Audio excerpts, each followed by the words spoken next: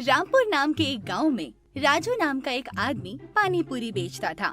उसकी दुकान पर मधु नाम की भी एक लड़की काम करती थी।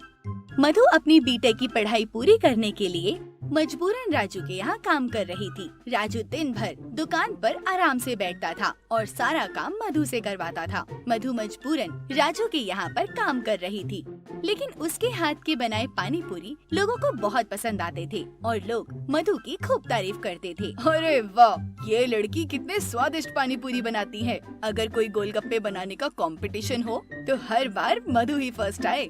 मधु के कारण राजू की दुकान बहुत अच्छे से चल रही थी और उसकी कमाई भी बहुत ज्यादा हो रही थी, पर राजू को सिर्फ पैसों से मतलब था। राजू हमेशा मधु पर किसी न किसी बात पर गुस्सा करता ही रहता था।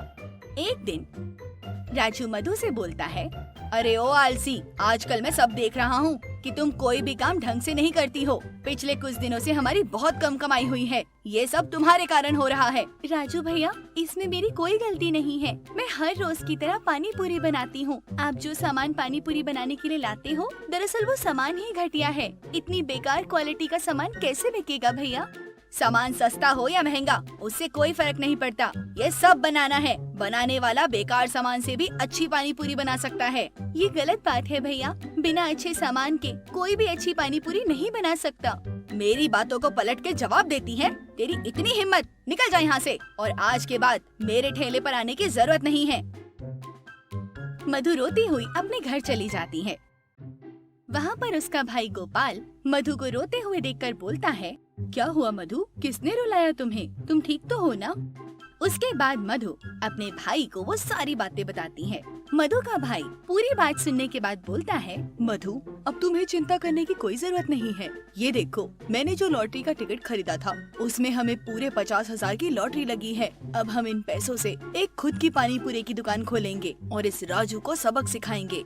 दूसरे दिन जब राजू अपनी पानी पूरी की दुकान पर पहुंचता है तो देखता है कि उसकी दुकान के सामने बीटेक पानी पूरी वाली के नाम से एक ठेला लगा हुआ था और वो ठेला मधु और मधु का भाई गोपाल मिलकर चला रहे थे। वहीं लोग बड़े ही चाव से खा रहे थे। राजू ये सब देखकर आग बबूला हो जाता है और अपनी दुकान के बाहर स्पीकर लगा के चिल्लाता है, सुनो सुनो सुनो, पानी पूरी चैलेंज, पानी पूरी चैलेंज। जो भी मेरी दुकान पर आकर 100 रुपए के पानी पूरी खाएगा, मैं बदले में उसे सोने की चेन दूंगा। पानी पूरी जीतने पर सोने की चेन मिलेगी। ये बात सुनकर मधु की दुकान के ग्राहक राजू की दुकान पर पहुंच जाते हैं।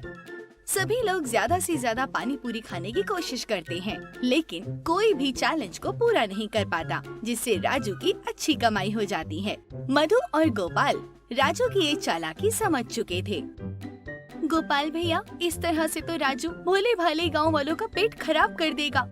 हाँ, तुम बिल्कुल सही बोल रही हो, हमें कुछ और सोचना होगा।